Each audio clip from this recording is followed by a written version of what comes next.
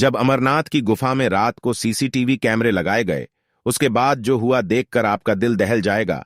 अमरनाथ की गुफाएं ऐसी रहस्यमयी जगह है कि आज तक वैज्ञानिक भी इस बात का पता नहीं लगा पाए हैं कि अमरनाथ गुफा में बना बर्फ का शिवलिंग आखिर कैसे संभव है।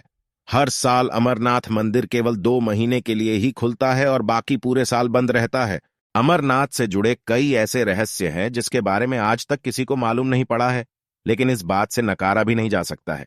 कोई शक्ति तो है जो इस संसार को चला रही है। जहां स्वयं महादेव का वास हो, वहां चमत्कार होना तो स्वाभाविक है। आज की घटना कुछ ऐसी ही रहस्यमय चीजों से जुड़ी हुई है जिसे सुनकर आप भी चौंक जाएंगे। लेकिन उससे पहले यदि आप भी बाबा अमरनाथ के सच्चे भक्त हैं तो कमेंट बॉक्स में हर हर महादेव जरूर लिखें। सिर्फ 2 महीने के लिए अमरनाथ का मंदिर खुलता है और बाकी के 10 महीने बंद रहता है।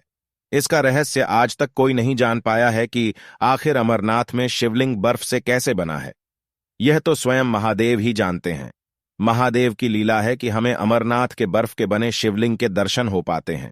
अमरनाथ मंदिर का द्वार आखिरी 10 महीने के लिए क्यों बंद रहता है और बंद रहने पर भीतर के दृश्य कैसे होते हैं, इन सभी की जानकारी लेने के लिए एक बार एक व्यक्ति बड़ी चतुराई के साथ अमरनाथ की गुफा में सीसीटीवी कैमरा लगा देता है। उस व्यक्ति का नाम महेश था और वह जम्मू का मूल निवासी था। उसने चोरी से अमरनाथ गुफा में सीसीटीवी कैमरा तो लगा दिया था, लेकिन उसे डर भी था कि कहीं किसी ने देख लिया तो बहुत बड़ी आफत आ जाएगी। मंदिर बंद होने में अभी 3-4 दिन बाकी थे। इन 2 महीनों में अमरनाथ में भयंकर भीड़ होती है, क्योंकि भक्त केवल यही 2 महीने यानी कि जुलाई और अगस्त में ही अपने महादेव के दर्शन कर सकते हैं। देखते ही देखते मंदिर का द्वार बंद होने का समय आ गया। मंदिर के पास कई साधु ध्यान में लिप्त होकर साधना करते रहते हैं। उनमें से एक साधु आखिरी दिन बाबा अमरनाथ की गुफा में चले गए। महेश बैठे बैठे इन सभी घटनाओं को होते हुए देख रहा था। मंदिर का दरवाजा बंद करने का समय हो गया था। सभी श्रद्धालु दर्शन करके वापस लौट रहे थे, लेकिन जो साधु बाबा अमरनाथ के मंदिर में गए थे वह नहीं लौटे और मंदिर का द्वार बंद हो गया। पहले तो महेश ने सोचा कि जाकर मंदिर के पुजारी से यह बात कहे, लेकिन फिर वह यह सोचकर चुप रह गया कि उसके द्वारा सीसीटीवी कैमरा लगाने की बात किसी को पता चल गई तो उसके साथ अनर्थ हो सकता है। इसलिए महेश चुपचाप अमरनाथ गुफा के अंदर होने वाले सभी गतिविधियों पर नजर रख रहा था।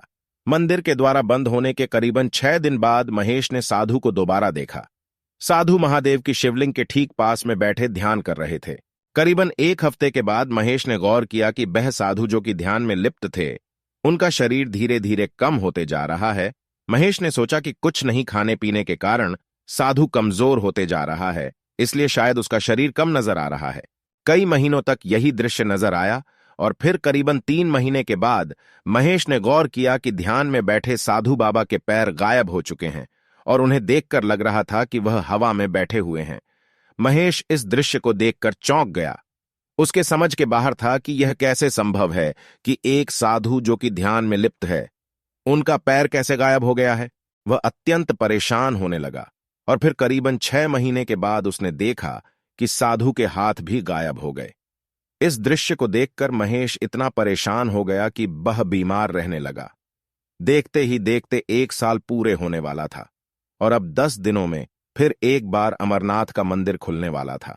तब उस वक्त महेश ने गौर किया, जो साधु पिछले 1 साल से ध्यान में बैठे हुए थे वह धीरे धीरे कर गायब हो गए हैं। हैरान परेशान होकर महेश मंदिर के पुजारी के पास गया और उन्हें सभी बातों के बारे में सच सच बताया।